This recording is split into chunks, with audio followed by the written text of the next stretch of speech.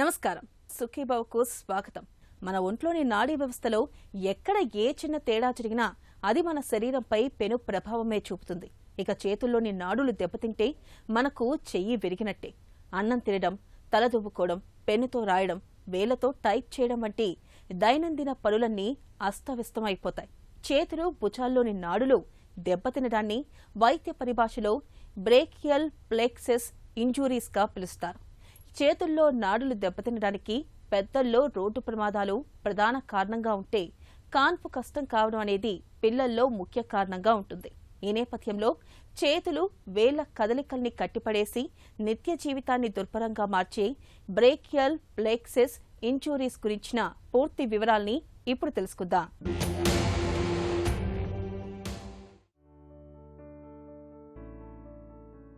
మనం చేత్తో అన్నం తింటాం, గ్లాసును ఎత్తిపట్టుకుని నీళ్లు తాగుతాం, రాసుకుంటాం, లెక్కలు చేస్తాం, కీబోర్డు నొక్కుతూ కంప్యూటర్లో విశ్వవిహారం చేస్తాం.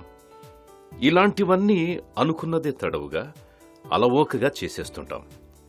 కానీ ఇదంత తేలికైన పనేమి కాదు. ఏ పనికైనా ముందు మెదడు నుంచి సంకేతాలు వెలువడాలి. అవి నాడుల ద్వారా కండరాలకు చేరుకోవాలి. కండరాలు వాటిని స్వీకరించి ప్రేరేపితం కావాలి. అప్పుడే మనం ఏ పనైనా చేసుకోగలుగుతాం. ఇందులో కండరాలు, నాడులదే కీలక పాత్ర. ఉదాహరణకు మన కండరాలను బల్బు అనుకుంటే, నాడులను విద్యుత్ తీగలు అనుకోవచ్చు. విద్యుత్ తీగలు తెగిపోతే ఇంట్లో కరెంటు పోయినట్టే నాడులు ఎక్కడ దెబ్బతిన్నా కండరాల కదలికలన్నీ అస్తవ్యస్తమవుతాయి. మన భుజాలు, చేతులు, మణికట్టు, అరచేయి, వేళ్లల్లోని కండరాలను, వాటి కదలికలను నియంత్రించే నాడుల సముదాయాన్ని దెబ్బతీసే బ్రేకియల్ ప్లెక్సస్ ఇంజురీ సరిగ్గా ఇలాంటిదే. బ్రేకియల్ ప్లెక్సస్ అనేది మన మెదడు నుంచి వెన్నుపూస ద్వారా చేతికి అందే ఒక నరాల సమూహం. సో మన నరాలన్నీ కూడా C5, C6, C7, C8 అలాగా T1 వరకు ఒక 5 నరాల సమూహం అనేది మన బ్రెయిన్ నుంచి వెన్నుపూస ద్వారా ఒక్కొక్క లెవెల్లో మన చేతికి సరఫరా చేయబడుతుంది. ఈ అన్ని నరాలు కూడా ఒక సమూహంగా మారి ఒక ప్లెక్సస్ లాగా ఏర్పడి ఒక అల్లికలాగా మొత్తం మన చేయికి సప్లై చేస్తుంది. ఈ అన్ని నరాల సమూహాన్ని మనం బ్రేకియల్ ప్లెక్సస్ నరాలు అంటాము.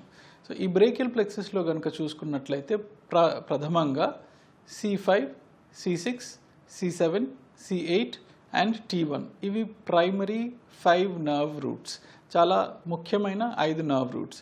దాంట్లో C5 మనకు చూసుకున్నట్లయితే భుజం ఆడించడానికి మనకి ప్రైమ్ ఫంక్షన్ అన్నమాట. C6 చూసుకున్నట్లయితే ఎల్బో ఫ్లెక్షన్ కోసం ఉపయోగపడుతుంది. C7 చూసుకున్నట్లయితే elbow extension and wrist extension వీటికి ఉపయోగపడుతుంది. C8 మణికట్టు కోసం అండ్ T1 ఫింగర్స్ యాక్షన్ కోసం అని ఇన్ జనరల్గా మనం డివైడ్ చేసుకోవచ్చు. సో ఇందులో ఒకటి కానీ 2 కానీ or multiple nerve roots injure అవ్వడం వల్ల మనకి బ్రేకియల్ ప్లెక్సస్ అనేది ఇంజురీ జరిగి ఇది ఎంత డివాస్టేటింగ్ ఇంజురీ అవ్వచ్చు అంటే కంప్లీట్లీ హ్యాండ్ పెరలైజ్ అయిపోతుంది. So that is about brachial plexus injuries. Mostly post traumatic అంటే ఒక యాక్సిడెంట్, గాయం లాంటిది జరగడం ద్వారా ఈ బ్రేకియల్ ప్లెక్సస్ ఇంజురీ జరగడం. రెండవ రకం మనము ఫ్రీక్వెంట్గా చూసేది ఇప్పుడే పుట్టిన నవజాత శిశువుల్లో అంటే ఇన్ఫాంట్స్, నియోనేట్స్, పుట్టిన వాళ్ళల్లో, పిల్లల్లో అధిక బరువుతో ఉండేవాళ్ళు నార్మల్ డెలివరీ ద్వారా ప్రయత్నం చేసి యోని మార్గం నుంచి బయటికి వచ్చేటప్పుడు ప్రసవం సరిగ్గా జరగకపోగా పిల్లలు అక్కడ షోల్డర్ డిస్టోషియా అంటే తల బయటికి వచ్చి బాడీ ఇరుక్కుపోవడం, అలాంటి క్రమంలో డాక్టర్ ప్రయత్నం చేసి శిశువు ప్రాణం బ్రతికించడానికి కొంచెం లాగి ట్రాక్షన్ ఇచ్చి డెలివరీ చేస్తారు. అటువంటి క్రమంలో కూడా ఈ బ్రేకియల్ ప్లెక్సస్ అనేది ఇంజురీ జరిగే అవకాశం ఉంటుంది. మన నాడీ వ్యవస్థ ప్రధానంగా పుర్రె నుంచి మొదలయ్యే నాడులు సెంట్రల్ నాడీ వ్యవస్థ, వెన్నుపాము నుంచి వచ్చే నాడులు స్పైనల్ నాడీ వ్యవస్థ, వీటితో అనుసంధానమై సాగే సింపథెటిక్, పారాసింపథెటిక్ నాడీ వ్యవస్థ, ఇలా 3 భాగాలుగా కనబడుతుంది. ప్రతి వెన్నుపూసకు ఒక చిన్న రంధ్రం లాంటిది ఉంటుంది. ఇందులోంచే వెన్ను నాడులు బయటకొస్తుంటాయి. మన చేతుల్లోని నాడుల్లో ప్రధానంగా రేడియల్, అల్నార్, మీడియన్ నాడుల గురించి చెప్పుకోవాలి. ఇవి మెడపూసల దగ్గర నుంచి C5, C6, C7, C8, T1 నుంచి మొదలవుతాయి. C5, C6 నుంచి వచ్చే నాడులు, C8, T1 నుంచి వచ్చే నాడులు కలిసి చెరో ఖండంలా ఏర్పడతాయి. ఇక C7 ఒక్కటే విడిగా సాగుతూ వస్తుంది. మళ్లీ ఇవన్నీ చీలిపోతూ ఒకదాంతో మరొకటి కలుస్తూ చివరికి radial, ulnar, median, axillary, muscular, subcutaneous నాడుల రూపంలో శాఖలుగా ఏర్పడతాయి. ఈ నాడుల సముదాయాన్నే డేక్రియల్ ఫ్లక్సెస్ అంటారు. చెట్టు కొమ్మల మాదిరిగా విస్తరిస్తూ వచ్చే దీనిని ఒక రకంగా జంక్షన్ అనుకోవచ్చు. మన చేతుల కదలికలకు స్పర్శ వంటి వాటికి ఇదే మూలం. ఈ జంక్షన్ దెబ్బతింటే చేతి కండరాలకు అందే సంకేతాలన్నీ ఆగిపోతాయి. దీంతో చేతి పట్టు తగ్గుతుంది, కదలికలు అస్తవ్యస్తమవుతాయి. నిర్లక్ష్యం చేస్తే చేయి పూర్తిగా పట్టుకోల్పోయే అవకాశం ఉంది. బ్రేకియల్ ప్లెక్సిస్ ఇంజురీ జరిగిన క్రమంలో 3 రకాలుగా ఇంజురీ జరగవచ్చు. మొదటి రకం కేవలం ఆ నరం అనేది ట్రాక్షన్ వల్ల సాగి తెగకుండా అలాగే పొజిషన్లో ఉంటుంది. దీన్ని ట్రాక్షన్ ఇండ్యూస్డ్ న్యూరోప్రాక్సియా అంటాము. సో నరం కంటిన్యూస్గా ఉండడం వల్ల వీళ్ళకి ఆటోమేటిక్ ఒక 3 నుంచి 6 నెలల్లో 100% వరకు నార్మల్ రికవరీ అనేది మెడిసినల్గా, ఫిజియోథెరపీ ద్వారా, ఎలక్ట్రికల్ స్టిమ్యులేషన్ టెక్నిక్స్లో వచ్చే విధంగా ఉంటాయి. కొందరికి మాత్రం కంప్లీట్లీ రప్చర్ జరిగిపోతుంది. అంటే ట్రాక్షన్ ఇంజురీ ఎక్కువ అయ్యి ఒక రబ్బర్ బ్యాండ్ సాగినటువంటిది లాగి లాగి లాగి వదిలేస్తే అది మధ్యలో తెగిపోతుంది. సో అలాగా రబ్బర్ బ్యాండ్ సాగినట్టుగా మన నరం కూడా సాగి ఒక లెవెల్లో తెగిపోతుంది. సో దీన్ని రప్చర్ అంటాము. ఈ రప్చర్ అటువంటి కండిషన్స్లో మ్యాండేటరీగా ఎక్స్ప్లోర్ చేసి దానికి తగ్గట్టుగా నర్వ్ రిపేర్ కానీ, నర్వ్ ప్రొసీజర్స్, న్యూరోరఫీ అంటాము, లేదా నర్వ్ ట్రాన్స్ఫర్స్ చేస్తాము based on how the patient is coming to us. So ఇటువంటి ఆపరేషన్స్ అవసరం ఉండొచ్చు. 3వ రకం నేను చెప్పిన దాంట్లో అవల్షన్ ఇంజురీ. అవల్షన్ ఇంజురీ అంటే కంప్లీట్ ఆ నరము ట్రాక్షన్ వల్ల వెన్నుపూసలో నుంచి ఊడి వచ్చేసేయడం అన్నమాట. సో ఇలాంటి వాళ్ళకి మళ్ళీ తిరిగి వెన్నుపూసలో పెట్టేటువంటి ప్రక్రియ ఇంతవరకు మనకి రీసెర్చ్లో ఎక్కడా కూడా మనకి తెలియలేదు. ఇవి one of the most dangerous injuries and completely వీళ్ళల్లో రికవరీ 100% వచ్చే అవకాశం ఎప్పటికీ ఉండదు. సర్జరీ చేయడం వల్ల కూడా ఒక ఫంక్షనల్ లెవెల్ వరకు తీసుకొని రాగలుగుతామే కానీ 100% నార్మల్గా అన్ని పనులు చేసుకుంటారనే గ్యారంటీ ఉండదు ఇలాంటి అవల్షన్స్లో మాత్రం. అదే రప్చర్స్లో అండ్ న్యూరోప్రాక్సియాలో వాళ్ళని మనం 100% రికవరీ వరకు తీసుకెళ్ళొచ్చు. సో అందుకే ఎటువంటి ఇంజురీ జరిగింది అనేది తెలుసుకోవడము చాలా చాలా ప్రథమం. మనలో చాలా మంది చేతుల్లో పట్టులేదని, దేన్ని సరిగ్గా పట్టుకోలేకపోతున్నామని వాపోతూ ఉంటారు. మెడ, చేతులు గుంజుతున్నట్లుగా ఉంటున్నాయని బాధపడుతూ ఉంటారు. ఈ బాధల వెనుక చాలా వరకు బ్రేకియల్ ప్లెక్సెస్ ఇంజురీస్ కారణంగా ఉండే అవకాశం ఉంది. ప్రమాదాల్లో చేతుల్లోని నాడుల సముదాయం దెబ్బతిన్నప్పుడు ఇలా జరుగుతూ ఉంటుందని చెబుతారు నిపుణులు. చేతుల కదలికల్ని కట్టిపడేసి నిత్య జీవితాన్ని దుర్భరంగా మార్చే బ్రేకియల్ ప్లెక్సెస్ ఇంజురీస్ గురించిన మరిన్ని వివరాలను ఇప్పుడు తెలుసుకుందాం.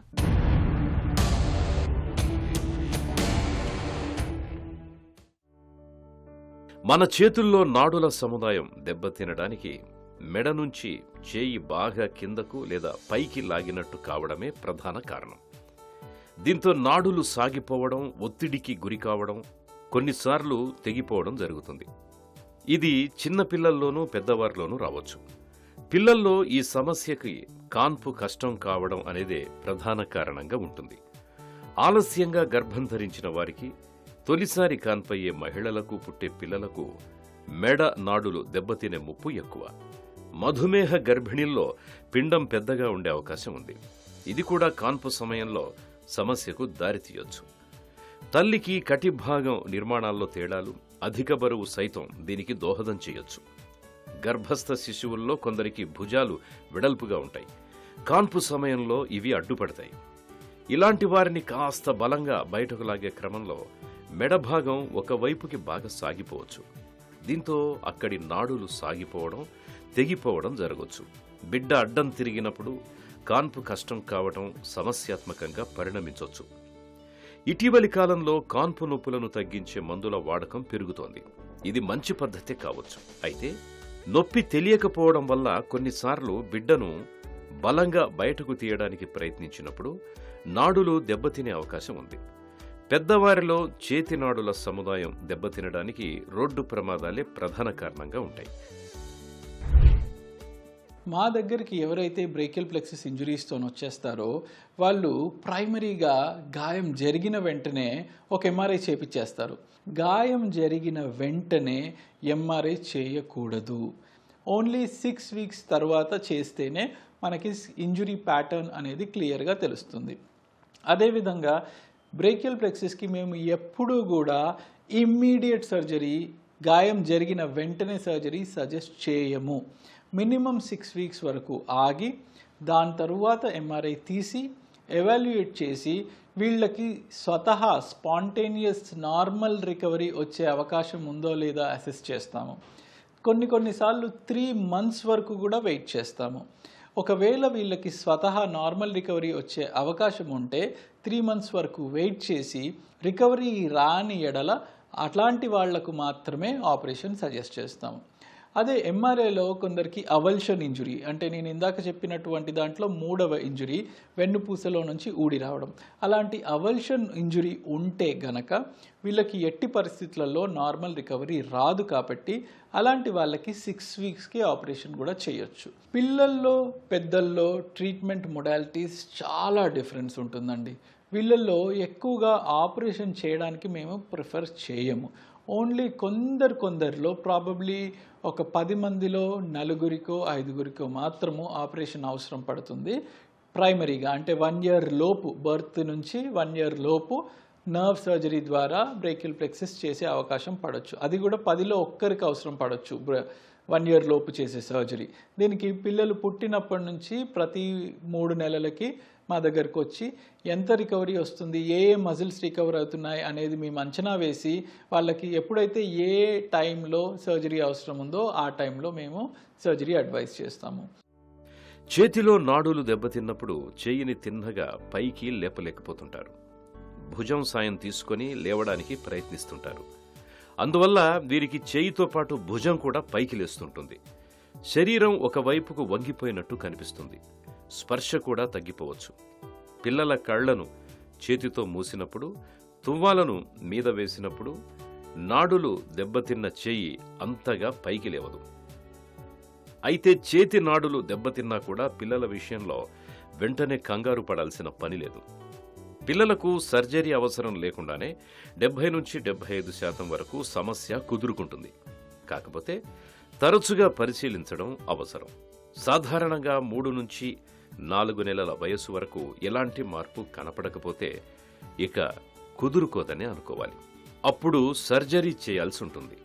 కదలికలు కొంతవరకు మెరుగుపడితే 9 నుంచి 12 నెలల వయసు వరకు చూడొచ్చు. మొత్తం మీద గరిష్టంగా 18 నెలల వయసు వరకు వేచి చూడొచ్చు. అదే పెద్దల్లోనైతే 6 నెలల్లోపే కదలికలు మెరుగయ్యేలా చూసుకోవాలి. ఆ తర్వాత కదలికలు మెరుగుపడడం చాలా కష్టం. కాబట్టి వీరికి వీలైనంత త్వరగా సర్జరీ చేయాల్సి ఉంటుంది. బ్రేకియల్ ప్లెక్సిస్ ఇంజురీలో first treatment option, best treatment option is always non operative. అంటే సర్జరీ ఏది లేకుండా physiotherapy, medicines and electrical stimulation. అంటే మనం ఏ విధైతే పేషెంట్ నరాల్లో ప్రవహించే కరెంటు ప్రవహించలేదో మనం ఎక్స్టర్నల్గా కరెంట్ పెట్టి స్టిమ్యులేట్ చేసి ఆ మజిల్స్ కండరాలు ఉత్తేజితం చేసేలాగా చేస్తాం. దీన్ని ఎలక్ట్రికల్ స్టిమ్యులేషన్ పద్ధతి అంటాం అన్నమాట. ఇది ఓన్లీ సర్టన్ కేటగిరీ ఆఫ్ పీపుల్కి పనిచేస్తుంది. అంటే నేను చెప్పినటువంటి ఇంజరీస్లో ఫస్ట్ కేటగిరీ న్యూరోప్రాక్సియా, అంటే నరాలు కేవలం స్ట్రెచ్ అయి ఉన్నాయి, ఇంకా తెగిపోలేదు. అలాంటి కండిషన్ మనకు అనిపిస్తే వీళ్ళకి ఈ ఫస్ట్ పద్ధతిలో చూస్తాం.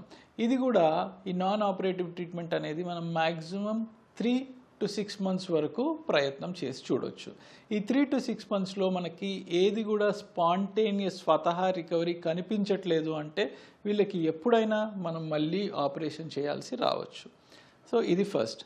సెకండ్, ఎన్ని నర్వ్ రూట్స్ మనకి ఇన్వాల్వ్ అయ్యాయి?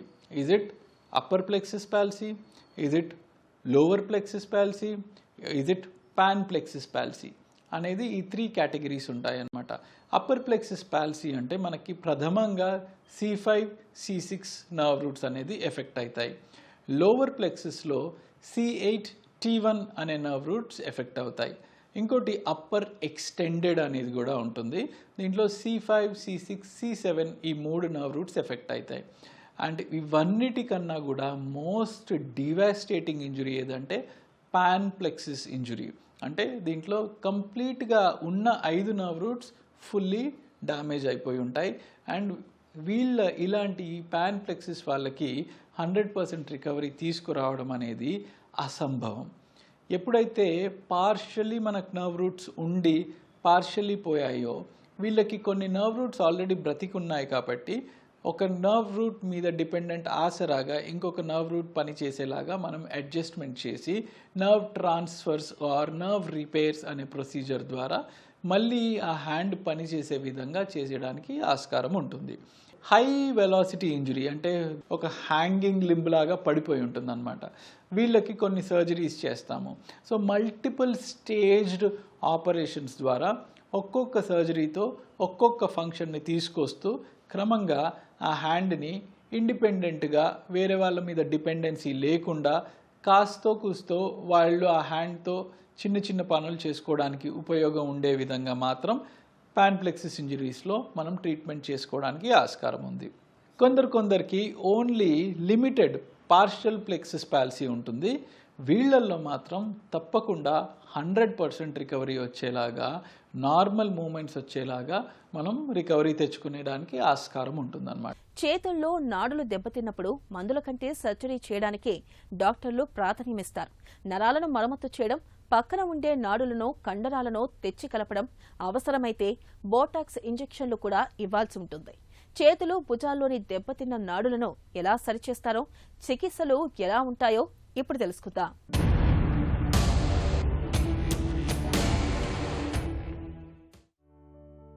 చేతుల్లో నాడుల సముదాయాన్ని దెబ్బతీసే, దైనందిన కదలికల్ని అస్తవ్యస్తం చేసే బ్రేకియల్ ఫ్లెక్సెస్ గాయాల్ని చాలా వరకు లక్షణాల ఆధారంగా సమస్యను గుర్తించవచ్చు. అయితే ఖచ్చితంగా నిర్ధారించుకోవడానికి ముందుగా మామూలు ఎక్స్రే తీస్తారు. ఏదైనా తేడా కనబడితే సిటీ, మెలోగ్రామ్, అవసరమైతే MR, మైలోగ్రామ్ చేస్తారు. వీటితో నాడుల మూలాలు సరిగ్గా ఉన్నాయా, ఎక్కడైనా తెగిపోయాయా అనేవి బయటపడతాయి. అవసరమైతే కండక్షన్ నర్వ్ స్టడీ కూడా చేయాల్సి ఉంటుంది. ఇందులో నాడీ సంకేతాలు ఎంత వేగంగా, ఎంతవరకు చేరుకుంటున్నాయి అనేది తెలుస్తుంది. ఇక చికిత్స విషయానికొస్తే సర్జరీనే ప్రాధాన్యంగా ఉంటుంది. అవసరం మేరకు బొటాక్స్ ఇంజెక్షన్స్ వాడుతుంటారు. బ్రేకియల్ ఫ్లెక్సెస్ గాయాలకి సాధారణంగా నాడీ మరమ్మత్తు, పక్క నాడీని తెచ్చి కలపడం, కండరాన్ని తెచ్చి అతికించడం అనే 3 పద్ధతుల్లో సర్జరీని చేస్తుంటారు. బ్రేకియల్ ప్లెక్సిస్ ట్రీట్మెంట్ అనేది ఇంత ముందు కాలంలో అసలు లేకుండే. ఎప్పుడైనా బ్రేకియల్ ప్లెక్సిస్ పాత జనరేషన్లో కనుక అయ్యి ఉంటే కనుక లైఫ్ లాంగ్ ఆ పేషెంట్ చేయి పారలైజ్డ్గా ఆ చేయి మీద ఆశ వదులుకొని వేరే చేతితో పని చేసుకునడం ఇలా మాత్రమే చేసేవాళ్ళు. ఎప్పుడైతే మనకి నూతనమైనటువంటి ఈ టెక్నాలజీ అడ్వాన్స్మెంట్స్ వచ్చాయో, ఈ మైక్రో సర్జరీ అనేది ఒక మెయిన్ పాత్ర వహించడం మొదలుపెట్టింది. అసలు మైక్రో సర్జరీ అంటే ఏంటి? మన బాడీలో వెంట్రుక వాసిలో ఉండేటువంటి చిన్న చిన్న నరాలు, కణాలను కూడా మనం మైక్రోస్కోప్ ద్వారా మ్యాగ్నిఫైడ్ వ్యూలో చూసి ఒక చిన్న చిన్న micro instruments and micro sutures use చేస్తూ ఈ తెగిపోయినటువంటి నరాలని మళ్ళీ అతికించడానికి యూజ్ చేసే పద్ధతే మైక్రో సర్జరీ అంటాం. సో ఇటువంటి కొత్త లేటెస్ట్ అడ్వాన్స్మెంట్స్ రావడం అనేది మనకి ఒక వరంలాగా మారి, ఏదైతే చేతులు కంప్లీట్లీ లైఫ్ లాంగ్ పక్షవాతం లాగా పడిపోయి ఉండేటువంటి కండిషన్ నుంచి మళ్ళీ ఆ పేషెంట్స్ తిరిగి వాళ్ళ సొంత యాక్టివిటీ చేసుకునే స్టేజ్కి మనం తీసుకొని రాగలుగుతున్నాము. ఈ ఇంజురీస్ 90% మనం చూసేవన్నీ కూడా హెవీ వెలాసిటీ ఇంజురీస్. ఎప్పుడైతే ఈ యూత్లో ఫాస్ట్ డ్రైవింగ్ అనే ఫ్యాషన్ని మనం అరికట్టగలుగుతామో అప్పుడే ఈ ఇంజురీస్ని కూడా అరికట్టగలం. డ్రైవింగ్ అవేర్నెస్తో పాటు ఈ ఇంజురీ అవేర్నెస్ కూడా మనం పేషెంట్స్కి కల్పించడం వల్ల ఇటువంటి ఇంజురీస్ని కొంచెం అరికట్టుకోవడము, and at the same time injury జరిగాక ఏం చేయాలి అనేది తెలియక చాలామంది మనకున్న లిమిటెడ్ టైంలో టైం వేస్ట్ చేస్తూ ఉంటారు. సో మనకున్న 18 months మాత్రమే. ఆ 18 monthsలో మన నరం అనేది కండరంని చేరుకోని పక్షాన కండరం జీవితాంతం చచ్చుబడిపోయి ఉంటుంది. సో ఎర్లీగా రావడం వల్ల మనకి పేషెంట్కి మూమెంటు ఫంక్షన్ అనేది ఎక్కువగా తీసుకొచ్చే ఆస్కారం అనేది ఉంటుంది. లేట్ ప్రజెంటేషన్లో రిజల్ట్ కూడా తక్కువగా ఉంటుంది. బ్రేకియల్ ఫ్లెక్సస్ సర్జరీలో ప్రధానంగా భుజం, మోచేయి సరిగ్గా పైకి లేపగలిగేలా చూడ్డానికి ప్రాధాన్యతనిస్తారు. ఇవి కుదురుకున్నాక చేతి వేళ్ల కదలికలు మెరుగుపడేలా చూస్తారు. ఇందులో దెబ్బతిన్న నాడి చివర్లను నేరుగా కలపడానికి ప్రయత్నిస్తారు. ఇది సాధ్యం కాకపోతే వేరే చోట నుంచి నాడిని తెచ్చి అతికిస్తారు.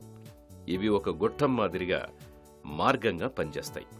దెబ్బతిన్న నాడి దీని మధ్యలోంచి పెరుగుతూ వచ్చి తెగిపోయిన భాగానికి చేరుకుంటుంది. ఒకవేళ నాడిలో కొంత భాగం పూర్తిగా కోల్పోతే బైపాస్ పద్ధతిలో పక్క నాడిని తెచ్చి కలుపుతారు. నాడులు వెన్నెముక నుంచి విడిపోతే పక్కనున్న వేరే నాడిని తెచ్చి దెబ్బతిన్న వాటికి కలుపుతారు. అవసరమైతే భుజం కండరాల కదలికలకు తోడ్పడే కొన్ని నాడీ పోచలను మెడకు అటువైపు నుంచి చేతులకు వెళ్లే నాడులను తీసుకొచ్చి కలుపుతారు. నాడీ మరమ్మత్తు, మార్పిడి చేయడం కుదరని వారికి వేరే చోటు నుంచి కండరం తెచ్చి అతికించాల్సి ఉంటుంది. ఇది చుట్టుపక్కల కండరాలతో కలిసి పనిచేస్తూ కదలికలు మెరుగవడానికి తోడ్పడుతుంది. కొన్నిసార్లు తెగిపోయిన నాడులు అతిగా స్పందించడం వల్ల కూడా కండరాలు అదిరినట్టయి కదలికలు అస్తవ్యస్తం కావచ్చు. వీరికి బొటాక్స్ ఇంజెక్షన్స్తో అతిగా స్పందించే కండరాలను తాత్కాలికంగా చచ్చుబడేలా చేస్తారు. ఈ చికిత్సల సాయంతో చేతులు, వేళ్లు, కండరాలు, భుజాల్లో కదలికలు సాధారణ స్థితికి వచ్చేస్తుంటాయి. చేతుల్లోని నాడులు దెబ్బతిన్నప్పుడు మన కదలికలు కష్టమైపోతాయి. దైనందిన జీవితం దుర్భరంగా మారుతుంది. అందుకే చేతుల్లోని నాడులకు సంబంధించి ఏ చిన్న సమస్య కనిపించినా అశ్రద్ధ చేయకూడదు. తరచూ మెడలాగడం, చేతులు గుంజుతున్నట్లుగా అనిపిస్తున్నప్పుడు ఆలస్యం చేయకుండా తగిన వైద్య సాయం తీసుకోవాలి. బ్రేకియల్ ప్లెక్సస్ ఇంజురీస్కి ఎంత త్వరగా చికిత్స మొదలు పెడితే ఫలితాలు అంత బాగుంటాయి.